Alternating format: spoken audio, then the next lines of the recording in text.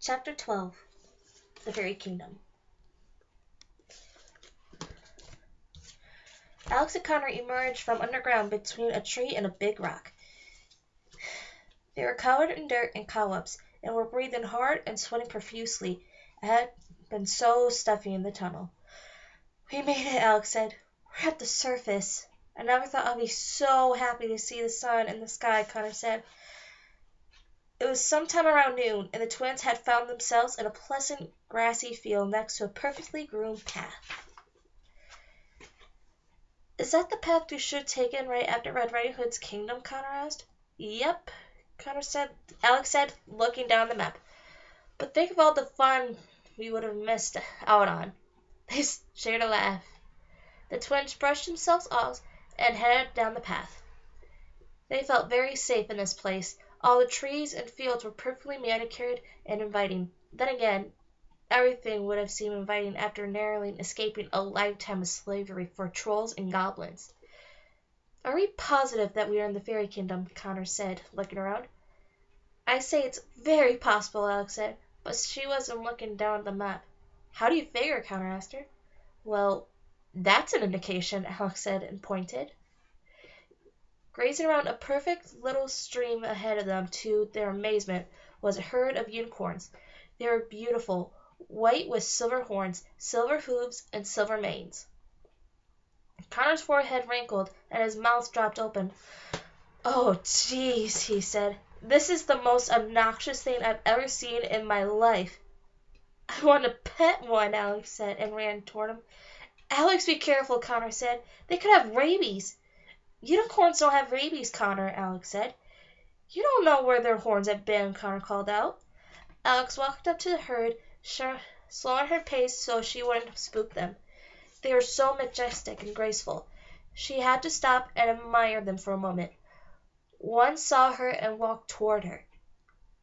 Any sane person would have been scared by a wild animal approaching them, but Alex wasn't.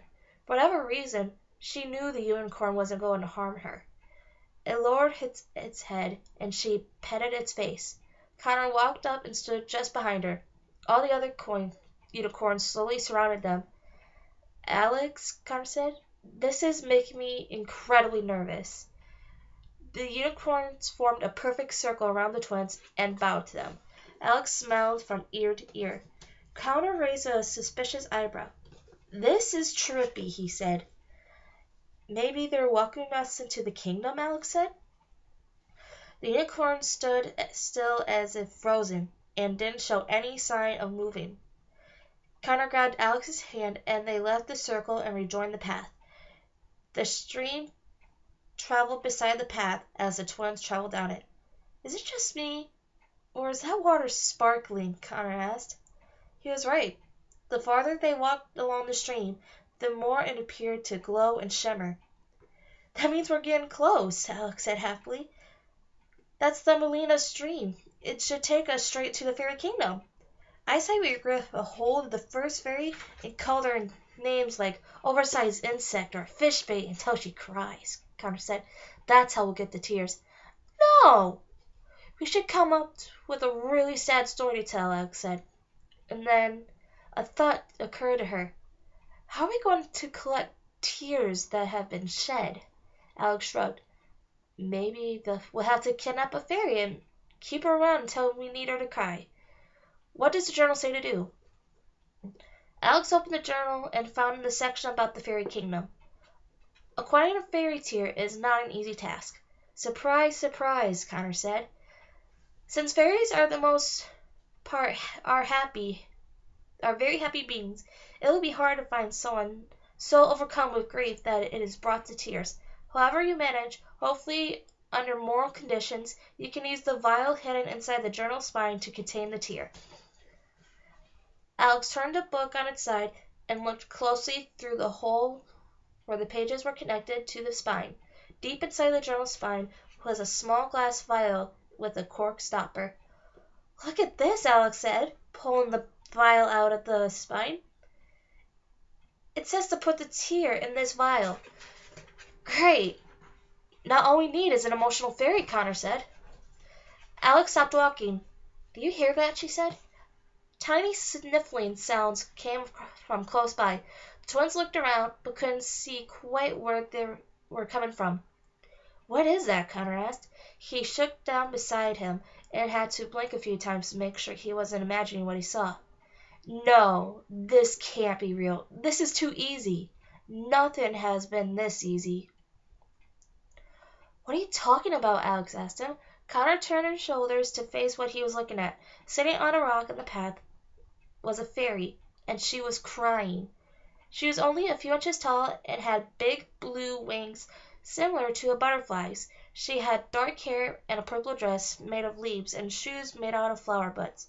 Her tiny hands were clasped around her big eyes. Tears were falling down her face. The twins just stood behind there and stared down at her. They were afraid their minds were playing tricks on them. They both wanted to see this so badly. What are you looking at? The fairy said to the twins in a tiny, high-pitched voice. We're sorry, Alex said. Why are you crying? Connor jerked his head toward his sister, and she knew what he was thinking. Who cares? Get a tear. That's none of your business, the fairy said, and sobbed some more. Forgive me, Alex said. I can tell you're upset about something, and I wouldn't be myself if I didn't ask if there's anything I could do to help you. That's sweet, thank you, the fairy said, changing her attitude. I've just been having a rough day, that's all. Connor kept trying to grab the vial from his sister's hand, but she wouldn't let him take it. What's your name? Alex asked the fairy. Trix, the fairy said. Hello, Trix. My name is Alex, and this is my brother Connor, Alex said. Would you like to talk about it? What's troubling you? Connor was shocked. She was actually more interested in helping this fairy than collecting one of her tears. My trial's in a few minutes, and I'm scared, Trix said. Your trial? Connor asked. Did you kill somebody? Of course not, said Trix. I used magic on another fairy, and now the fairy council may ban me from the fairy kingdom. I'm so sorry to hear that, Alex said. What did you do to the other fairy? Connor asked. I turned his wings into prune leaves, the fairy said, and cried some more. It was only for a moment. I turned them back, but he was provoking me. He kept teasing me about his size. They're going to ban you from the entire kingdom just for turning someone's wings into leaves for a couple of seconds, Connor asked. They've been so strict ever since that enchantress put the curse on Sleeping Beauty, Trix said.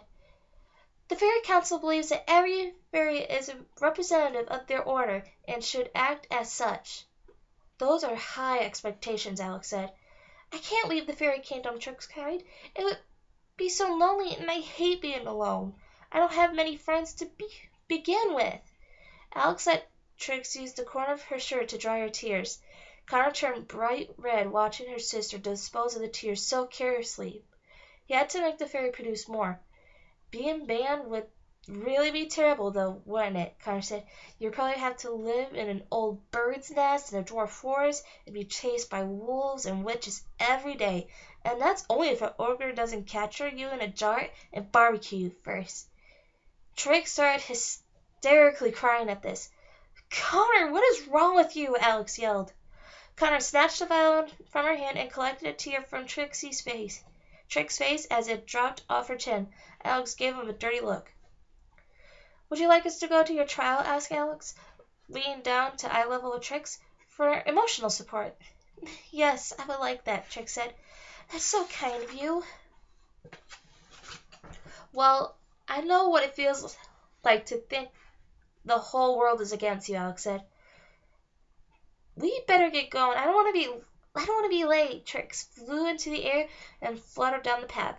The twins walked after her. Alex, are you crazy? Connor said. We got a tear. Let's get out of here. We're the only people in the world who this fairy has, Alex said. We're going to be good people and help her out. Connor grunted with frustration. Helping this fairy isn't going to take away bad memories if you have from school, Alex. Alex ignored him and followed Trix down the path. Connor followed, sulking the entire way. They traveled deeper into the fairy kingdom. Everything in the distance seemed to sparkle. They thought it was a mirage at first, but the closer they got, they saw the trees, the grass, and the path all shined and shimmered in the sunlight. "What's up with the glitter?" Connor asked. "I don't think it's glitter. I think it's magic," Alex said. They reached the heart of the fairy kingdom and were completely bewildered by what they saw.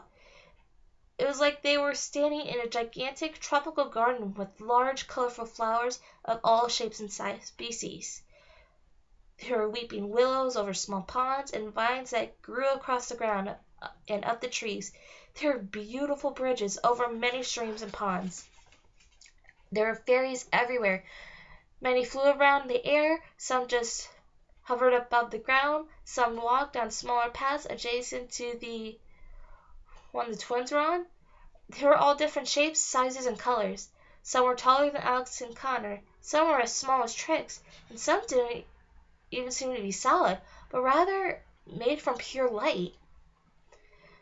There were just as many male fairies as there were female. Some of the fairies wore gowns, other clothes, and were made entirely from plant material. Some wore nothing at all. Many had miniature homes in the branches of the trees, in the mushrooms, or on the ground.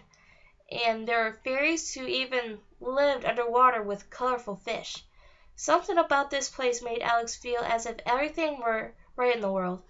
It gave her more hope, excitement, and happiness with every step she took. It was paradise.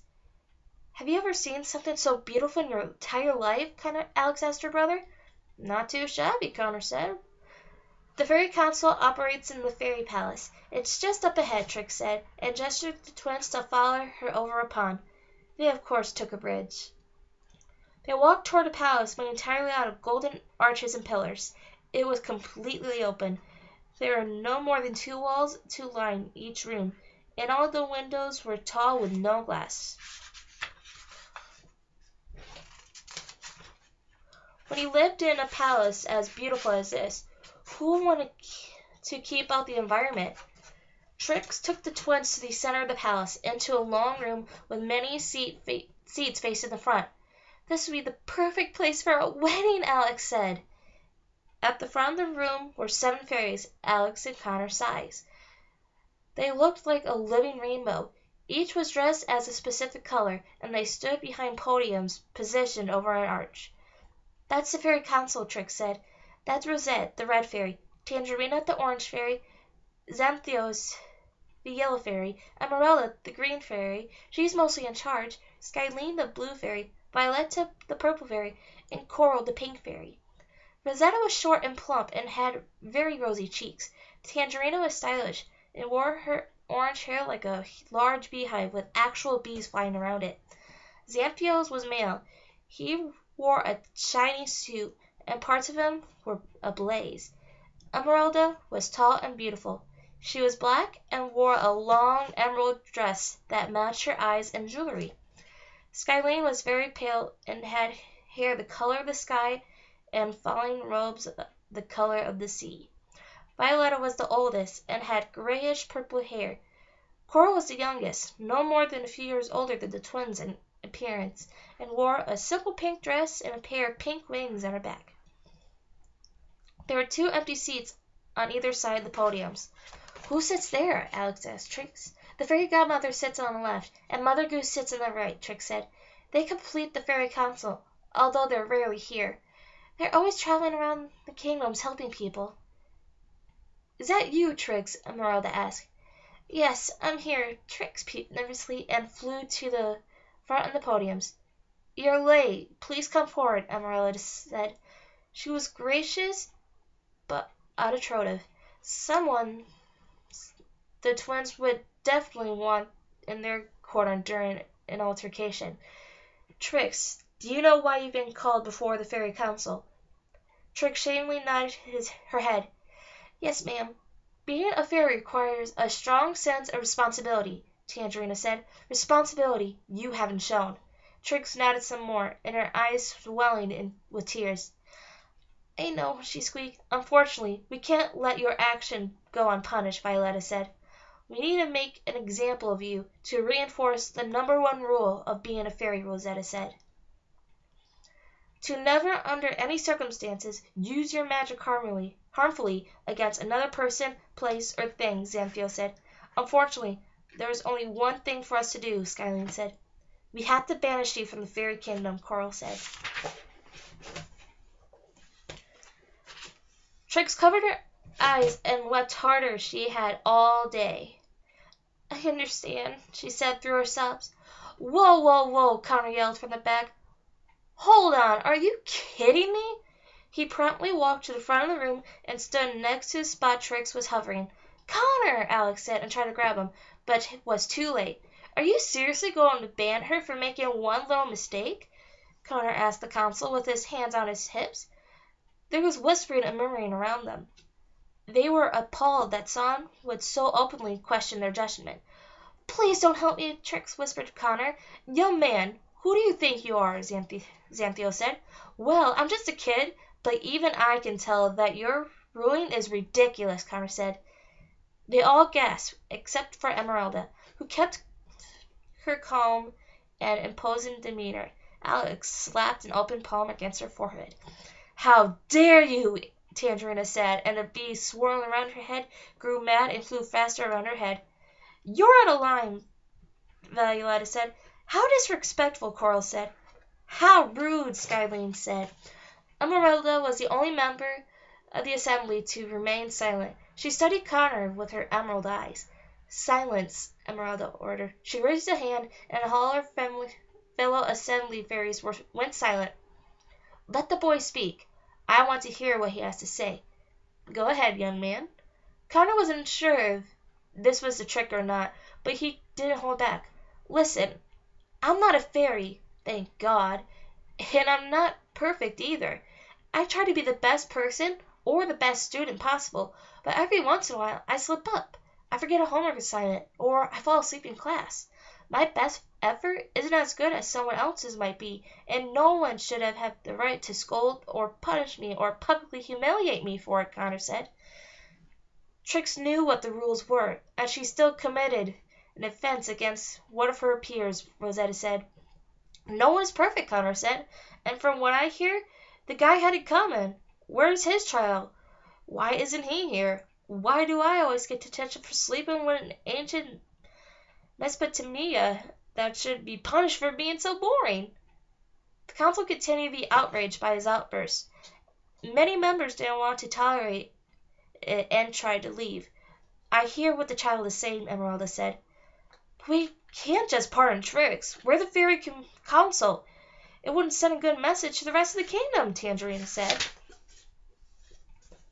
Look, Orange Lady, in the last week my sister and I have almost been eaten by a witch, nearly missed being attacked by a pack of wolves.